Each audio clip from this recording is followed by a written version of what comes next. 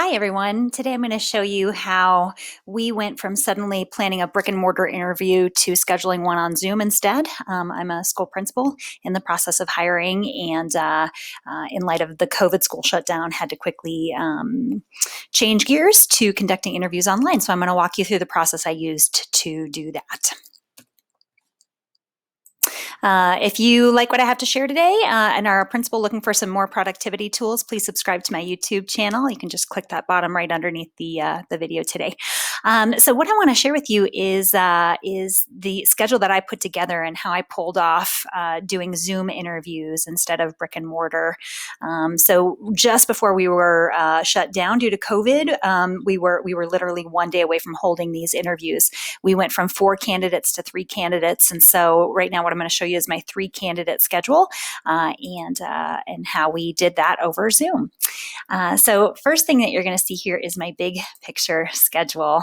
This is what I put together, and the purpose of this big picture schedule is really, this is for the committee to look at, the hiring committee, as well as my head secretary who's supporting me through the process. I've done all the work I'm going to show you today in Google Sheets.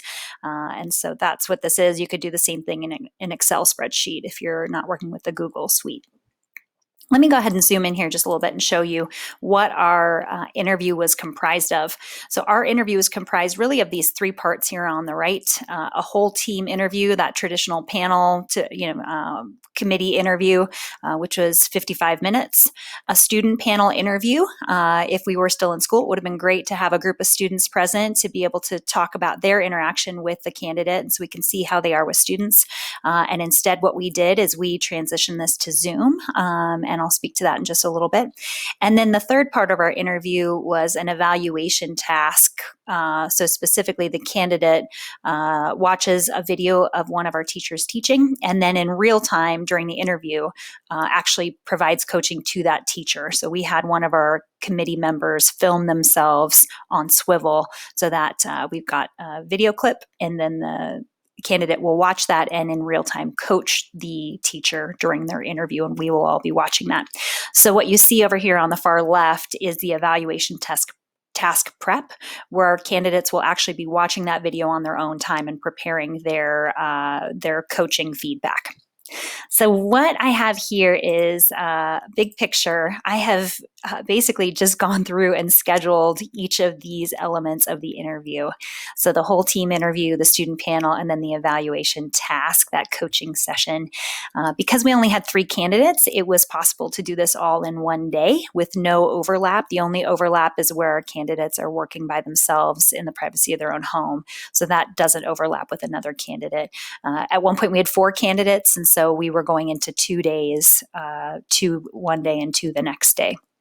Right now, the candidates will conduct all their pieces in one day.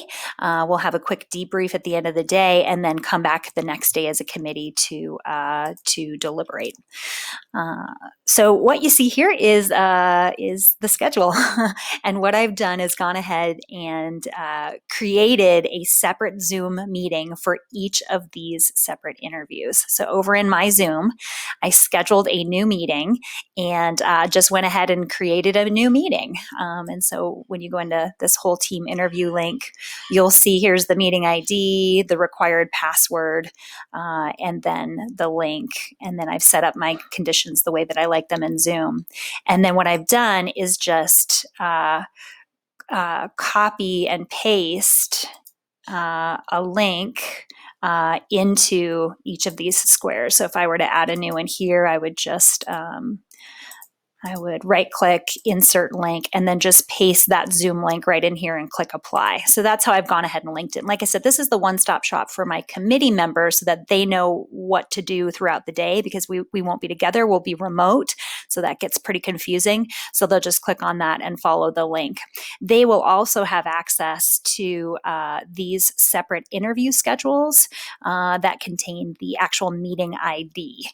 So that's what I'm doing. I'm not necessarily sending everybody a Outlook link or a Google Calendar link to everything, because I think that can get super crazy. This is a much better one-stop shop.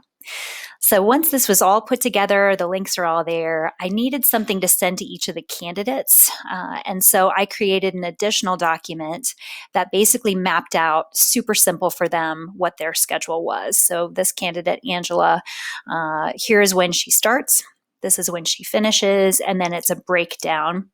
I've also included my cell phone number and then the email address to my head secretary so that when Angela bumps into any issues, she can just fire off an email to someone else. And if I'm on, say, lunch or have a minute and I can answer my cell phone, I will. I've also made the password the same for every single meeting so that the candidates don't have to click in and out. They just know it's 5 zeros in a row for every meeting. That's what it's going to take to get in.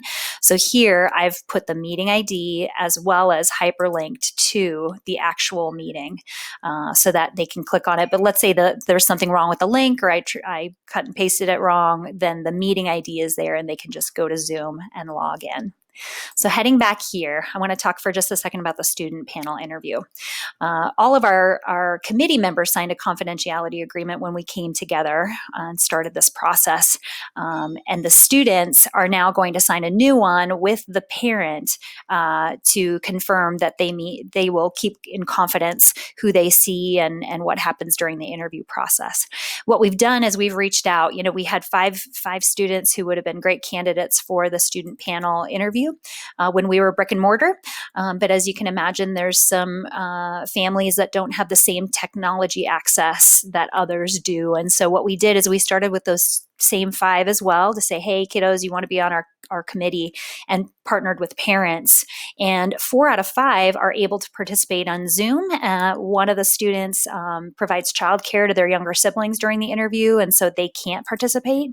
And so in that case, we've had to open up the invitation to others. And I know that that's not perfect. That's not exactly what we wanted. We wanted this to be brick and mortar, but desperate times call for desperate measures. And so that's how we're conducting the student panel interviews. Notice that I have the interviews stacked with the students all in a row. That was intentional so that the students just have to show up for the 11:30. And then the last thing that they're going to do 3 panels back to back and then stick around for a half an hour to give the committee feedback. And so we'll just stay in Andy's meeting room after he's done and then conduct that interview. So let's see here. Like I said, there's the password is here for everybody. Oh, I also created a needs tab. And as my counselor and I, and as the secretary and I have been creating the things that we need to do for this process, we've just been putting it here and then basically doing a workflow here just virtually. So that's been helpful to have these tabs down below and have those needs. So this is really the one-stop shop for the committee and for the staff. This is the one-stop shop for the candidates. And then I would just share this with the candidates in advance. Another key thing that I've done though, for what it's worth, is I've set up basically like a sandbox session for the candidate as well as for all of the students. So a couple days before we held the interviews, I met each of these folks, or I'll be meeting with each of these folks in a Zoom session just to make sure that their technology works. So doing a test run. I know all my committee members have great Zoom access because that's how we've been interacting. So if you found this page to be useful, this video, please go ahead and click subscribe. I'll be including lots more principal productivity webinars and screencasts just to help each other. Right now it is COVID season 2020, but I hope that this can be helpful in the event that you ever have to schedule a Zoom interview session again. Thanks and take care.